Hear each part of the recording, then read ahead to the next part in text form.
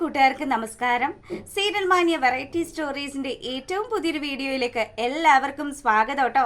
അപ്പോൾ ഞാൻ എത്തിയിരിക്കുന്നത് നമ്മുടെ കുടുംബവിളക്ക് സീരിയലിന്റെ ഇന്നത്തെ ആ ഒരു സൂപ്പർ ഹിറ്റ് വിശേഷമൊക്കെ ആയിട്ടാണ്. നേരെ നമുക്ക് ആ കഥയിലേക്ക് പോയാലോ. അങ്ങനെ നമ്മുടെ സുമിത്രയും അതുപോലെ തന്നെ പൂജയും ഇരുന്ന് സംസാരിക്കുകയാണ്. അവർ സംസാരിക്കുന്നത് നമ്മുടെ അപ്പുവിനെ കുറിച്ചിട്ടുമാണ്. അപ്പൊ സുമിത്ര പറഞ്ഞു, മോളെ നിന്നെ അപ്പു എത്രമാത്രം സ്നേഹിക്കുന്നുണ്ടെന്ന് നിനക്കറിയാവോ? അതുകൊണ്ട് തന്നെ ഇനി ഒരിക്കലും നീ തനിച്ചല്ല, നീ ആയിട്ട് ഇനി അവനൊരു സങ്കടം ഉണ്ടാക്കരുതെന്ന് പറഞ്ഞു. അപ്പം സുമിത്ര പറയുന്ന കാര്യങ്ങളൊക്കെ കേട്ട് നമ്മുടെ പൂജയ്ക്കും വലിയ സന്തോഷമായി. പൂജയ്ക്കും ഇപ്പോൾ അപ്പുവിനെ നല്ല ഇഷ്ടമാണല്ലോ. അങ്ങനെ ഇവർ സംസാരിച്ചു കൊണ്ടിരിക്കുന്നതിനിടയിൽ നമ്മുടെ പൂജയ്ക്ക് ഒരു കോള് വരികയാണ്. അപ്പം ഇവളാണെങ്കിൽ ആ ഒരു കോൾ അറ്റൻഡ് ചെയ്തതും പെട്ടെന്ന് എന്തോ ഒരു സംഭവം കേട്ട് ഞെട്ടി നിൽക്കുന്നത് പോലെ നമ്മളെ കാണിക്കുകയാണ് കേട്ടോ.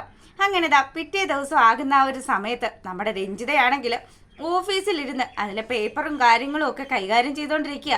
അപ്പോഴത്തേക്കിനും ഒരു സ്റ്റാഫ് വന്നിട്ട് പറഞ്ഞു, അല്ല മേഡം എന്താ വിളിപ്പിച്ചത്? ഉണ്ടടോ, തന്നോടൊരു കാര്യം പറയാനുണ്ട്.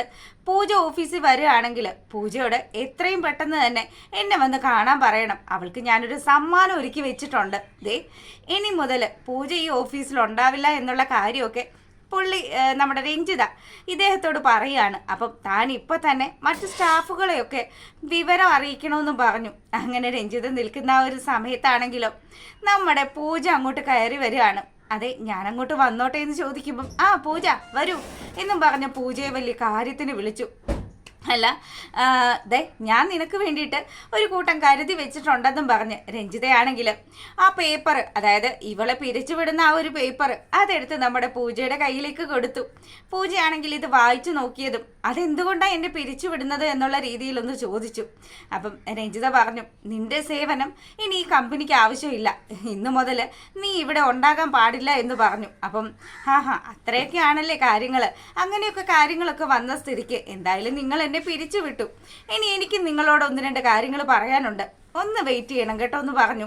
നമ്മുടെ പൂജ ഒരു വക്കീലിനെ വിളിക്കുക. അപ്പം ആ വക്കീൽ വന്നതും വക്കീലിൻ്റെ കൈവശം ഉണ്ടായിരുന്നൊരു പേപ്പർ എടുത്ത് രഞ്ജിതയുടെ കയ്യിലേക്ക് കൊടുത്തു. ഇത് നല്ലതുപോലെ ഒന്ന് വായിച്ചു നോക്കണമെന്ന് പറഞ്ഞതും രഞ്ജിത ആ പേപ്പർ മുഴുവനും നിവർത്തി അങ്ങ് വെച്ച് വായിക്കാൻ തുടങ്ങി. വായിച്ചു കഴിയുമ്പം രഞ്ജിതയാണെങ്കിൽ ഒരു പുച്ഛഭാവത്തോടു കൂടി പൂജയെ നോക്കി ചിരിക്കുകയാണ്. ആൻറ്റിയുടെ ഈ കോൺഫിഡൻസ് ഇതുവരെ ഒരു കുറവും ഇല്ലല്ലേ?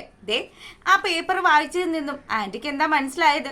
ഇന്ന് മുതൽ ആൻറ്റിക്ക് ഈ ഓഫീസിൽ യാതൊരുവിധ അവകാശവും ഇല്ല. അതുകൊണ്ട് ഇപ്പം തന്നെ ആൻറ്റി ഇവിടെ നിന്ന് ഇറങ്ങി തരണമെന്ന് പറഞ്ഞു. എൻ്റെ പൂജ, നീ എന്തൊക്കെ ഈ പറയുന്നത്? നിനക്ക് എന്ത് പറ്റി? ഈ സ്വത്തുക്കളും ഈ സ്ഥാപനവും ഒക്കെ എൻ്റേത് മാത്രമാണ്. അത് നിനക്ക് 25 വയസ്സാകുന്ന ആ ഒരു ടൈമിന് മാത്രമേ നിന്റെ പേരിൽ ഓട്ടോമാറ്റിക്കലി അത് വരുള്ളൂ. അപ്പം ഇങ്ങനെ പറയുമ്പോഴത്തേക്കിനും പൂജ പറഞ്ഞു, അതിന് എനിക്ക് 25 വയസ്സ് കഴിഞ്ഞല്ലോ. അപ്പോൾ ഇത് കേൾക്കുന്ന രഞ്ജിതയാണെങ്കിലും പെട്ടെന്ന് തന്നെ ഇങ്ങനെ ഞെട്ടി നിൽക്കുക. ഇവൾക്ക് 25 വയസ്സ് കഴിഞ്ഞെന്നോ? ഇവളുടെ 25-ാം പിറന്നാൾ കണ്ണിൽ എണ്ണയൊഴിച്ച് കാത്തിരിക്കുകയാണ് നമ്മുടെ രഞ്ജിത. അതുകൊണ്ട് തന്നെ അതിന് മുന്നേ പേപ്പറുകളൊക്കെ രഞ്ജിതയുടെ പേരിലേക്ക് മാറ്റിയും കഴിഞ്ഞു.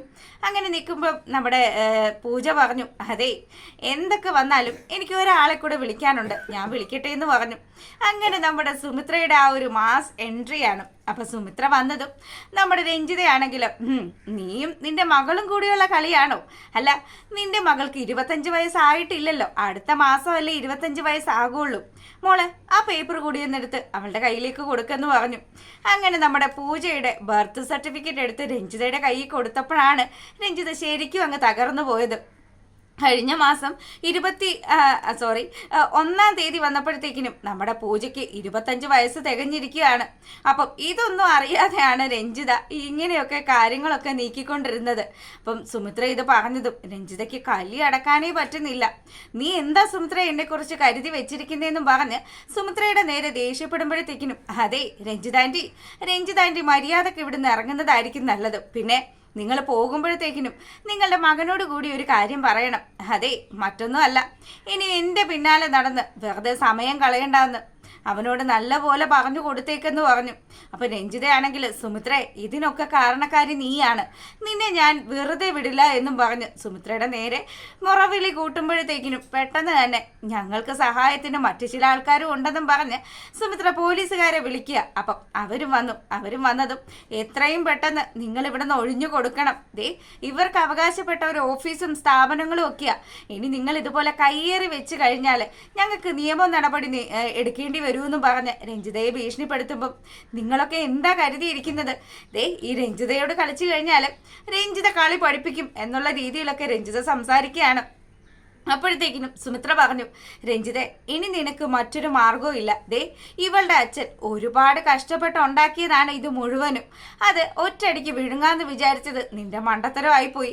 രോഹിത് കൊച്ചിന്റെ പേരിൽ 25 വയസ്സാകുന്ന സമയത്ത് സകല സ്വത്തുക്കളും വന്നു ചേരുന്ന രീതിയിൽ വിൽപ്പത്രം തയ്യാറാക്കിയതൊക്കെ അറിഞ്ഞു വെച്ചിട്ട് തന്നെയാ ഞാൻ നിന്നത്. പിന്നെ ഇതൊന്നും ഞാൻ പറയാതിരുന്നത് നീ എത്ര വരെ പോകുമെന്നറിയാൻ വേണ്ടി മാത്രമാണ്. ഇപ്പതാ എൻ്റെ മകളെ വരെ നീ കൈയടക്കി വെക്കുന്ന രീതിയിലായി. ഇനി സത്യങ്ങളൊക്കെ മറച്ചു വെച്ചിട്ട് ഒരു പ്രയോജനം ഇല്ല എന്നും പറഞ്ഞ് സുമിത്രയാണെങ്കിൽ കാര്യങ്ങളൊക്കെ രഞ്ജിതയോട് പറഞ്ഞു.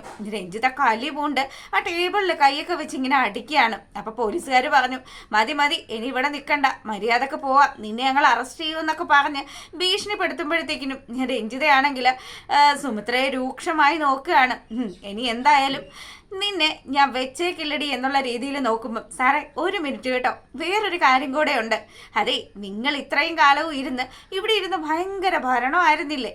ഇനി എൻ്റെ അമ്മ ഇവിടെ ഇരുന്ന് ഭരിക്കുന്നത് നിങ്ങൾക്ക് കാണേണ്ടി വരുമെന്ന് പറഞ്ഞു പൂജയാണെങ്കിലോ സുമിത്രയെ പിടിച്ച് ആ ചെയർമാൻ കസേരയിൽ ഇരുത്താൻ തുടങ്ങുമ്പോൾ സുമിത്ര പറഞ്ഞു, വേണ്ട മോളെ, ഈ കസേരയ്ക്ക് അർഹതയല്ല, അത് എനിക്കല്ല അർഹതയുള്ളത്, നീ തന്നെയാണ് ഇതിന് മൊത്തത്തിൽ അർഹതപ്പെട്ടവള്. അതുകൊണ്ട് തന്നെ നീയാണ് ഇനി ഇവിടെ ഇരുന്ന് കാര്യങ്ങളൊക്കെ നോക്കേണ്ടതെന്നും പറഞ്ഞ് സുമിത്ര വളരെ സന്തോഷത്തോടു കൂടി തൻ്റെ മകളോട് ആ കാര്യങ്ങൾ പറയുമ്പം എല്ലാം തകർന്ന് തരിപ്പണമായിട്ട് നമ്മുടെ രഞ്ജിത ഓഫീസിന്റെ പടിയിറങ്ങുകയാണ്.